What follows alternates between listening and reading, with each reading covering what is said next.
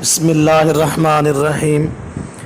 سوال پوچھا گیا کہ اگر جانور کے 4 ٹانگوں میں سے ایک کٹ جائے تو اس کی قربانی جائز ہے یا نہیں،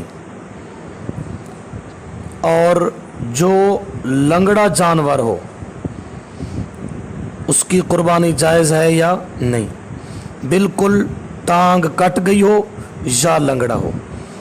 پہلی شک، اگر ایک ٹانگ کٹ گئی ہو تو اس کی قربانی ناجائز ہے، اور ایسا جانور جو لنگڑا ہو اور 3 پاؤں سے چلتا ہو اور چوتھا پاؤں زمین پر نہ رکھتا ہو تو اس کی قربانی بھی ناجائز ہے۔ لیکن اگر لنگڑا جانور اپنا پاؤں زمین پر رکھ کر اس کے سہارے چل بھی سکتا ہے تو اس کی قربانی جائز ہے۔ در مختار، اسی طرح فتاوی شامی، شرح وقایہ، کنز الدقائق۔